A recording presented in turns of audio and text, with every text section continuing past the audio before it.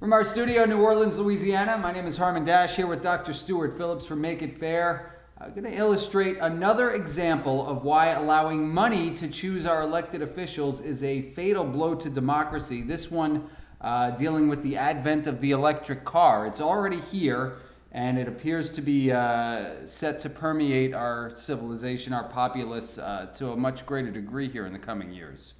Right, Harmon. And I'm lucky enough to have been able to purchase a new Tesla. And I did it about 6 months ago. It's an incredible machine, and anybody who has one would like it. It's expensive, and I don't expect everybody in the world to be able to buy one. But it doesn't use any gasoline. So every night I plug it in. It takes about 30, 40 minutes to charge, and then the next day you drive wherever you want.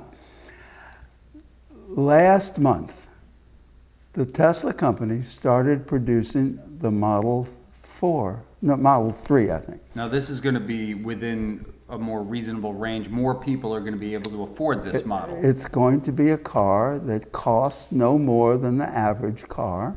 Okay. That gets 200 miles to a charge, and that will run for 10 years. The battery is guaranteed for 10 years. Now, in the United States, they think that they will sell 10,000 a month. Every major automobile manufacturer in the United States is going to produce an electric car by the end of 2020. Right. Every one. Well, so the point is, whether you're ready to make that switch or not, the electric car is going to be part of our future here, which means less gasoline vehicles being sold, which means less gas being sold. Exactly. And that is what we're here for today. Because when you and I were talking, it is obvious that we fund our highway construction with a gasoline tax. And that's in every state? Every state that I know of, and I always say that because, you know, there's always one state. There'll be the outlier. That's the outlier, but every state that I know of. Certainly here in Louisiana, it's a big industry here. And certainly in Louisiana, the gasoline tax goes to fund the highways.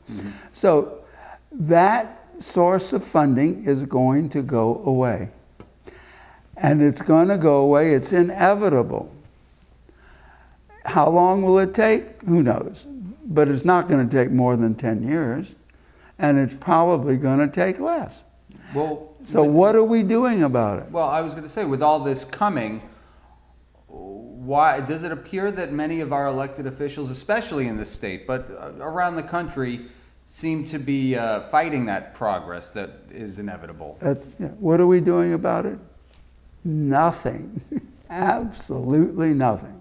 So why is that?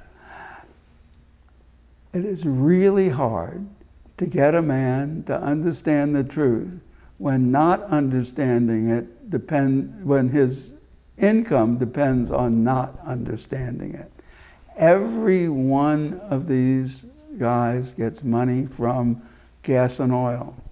So here's an example where our elected officials are dependent on the campaign donations coming in from the oil and gas industry, and so they're not motivated to move on some of these new technologies that are probably better for the earth and for all of us overall.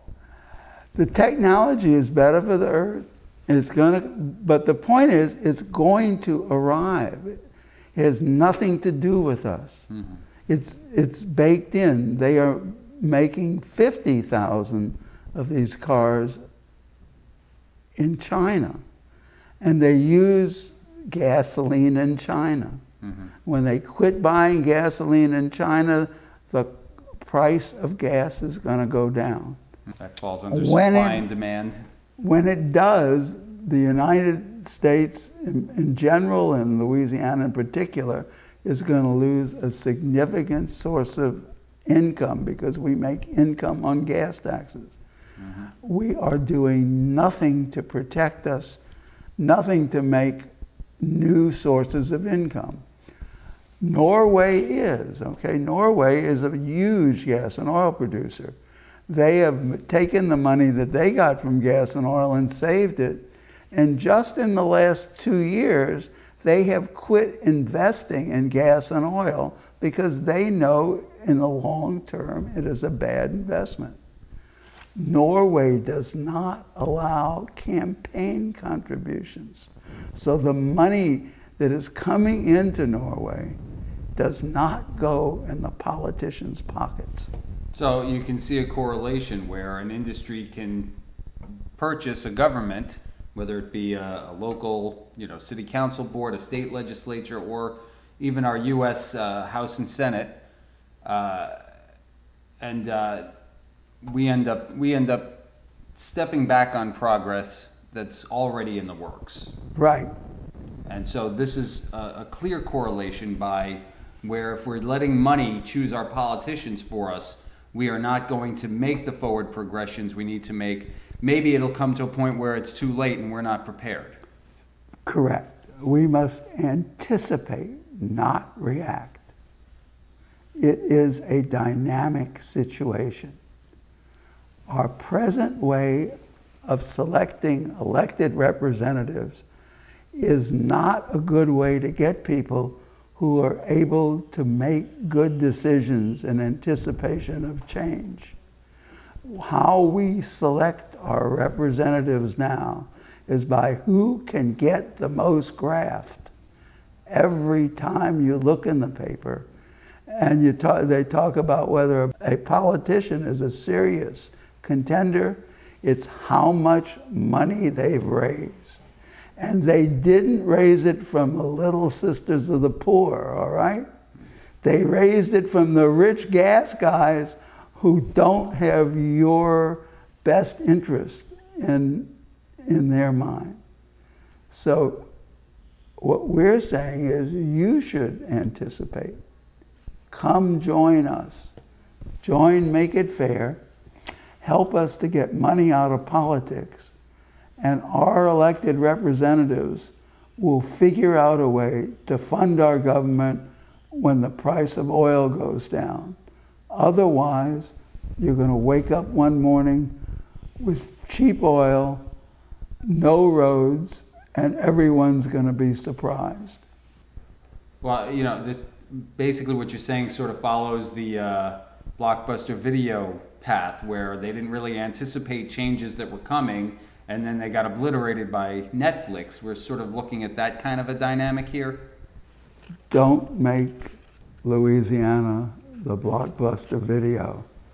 Anticipate, don't react. All right, well, we may get into that very dynamic a bit deeper in an upcoming video. But this is just one of many illustrations that we keep making here at Make It Fair. We're highlighting how letting money choose our elected officials is a death blow to democracy. And if you agree and want to join us in the fight to make it fair, just become a member on our website, makeitfair.us. Please also share this and our other videos. You can subscribe to our YouTube channel, also like us on Facebook, and follow us on Twitter. For Make It Fair with Dr. Stuart Phillips, I'm Harmon Dash. Thank you for watching. And if you like this video, share it with your friends. We'll see you next time.